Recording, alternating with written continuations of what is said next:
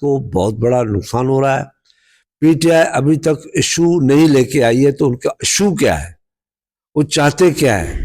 چلو جو 2018 میں ان لوگوں نے جھوٹے سچے لوگوں سے وعدے کیے کہ 50 لاکھ گھر اور 1 کروڑ نوکریاں, 200 ارب ڈالر وہ آئیں گے اور لوگوں میں خوشحالی آئے گی, ایسا ہی کوئی ایشو دے دے کہ ہم آئیں گے, پاکستان میں سے امن امان آ جائے گا, ٹرمپ جو ہے میرا دوست ہے وہ مجھے بہت پیسے دے گا, اور باقی جو بقایا افغانستان کے اوپر جو پاکستان کا خرچہ ہوا, جو وعدہ کیا تھا 150 ارب کا, وہ ٹرمپ سے لے کے دوں گا. جھوٹ سچ بول کے کوئی ایشو تو لے کے آئے. نان ایشو پر کھیل رہے ہیں. نان ایشو بھی نہیں ہے, اس کے پیچھے بہت کچھ نظر آتا ہے کہ وہ پاکستان کی ترقی نہیں چاہتے, تعمیر نہیں چاہتے. شاہ صاحب سب سے بنیادی بات یہ کہ 4-5 دن پہلے آپ نے آپ کی اسٹیٹمنٹ تھی کہ ہم تشدد کے حامل نہیں ہیں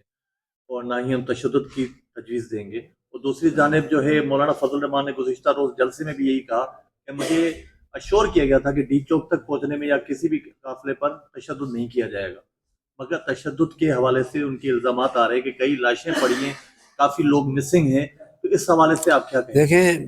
پی ٹی آئی نے وہ بھی سیاست کی ہے شروع میں کہ راستے میں کوئی لاش ملتی تھی اس کو اٹھائے کہتے ہمارا ورکر شہید ہو گیا. یہ کسی زمانے میں ایم کیو میں الطاف حسین کی وہ کرتے تھے, کہیں سے لاش مل گئی کندھے پہ لے لیا کہ ہمارا. تو ابھی کوئی جنازہ نماز دیکھی ہے, کوئی ورکر شہید ہو جائے, کوئی لیڈر ان کے گھر پہ گیا ہے تعزیت کرنے, تو یہ ہوتا ہے نا کہ ورکر شہید ہو جائے جلسے میں تو ہم جاتے ہیں ادھر, بھائی ہمارے جلسے میں ہوا, کوئی دیکھا ہے, کہیں نظر آیا ہے, کہیں کوئی نام آیا ہے, کہیں پاسپورٹ اپنا جو ہے وہ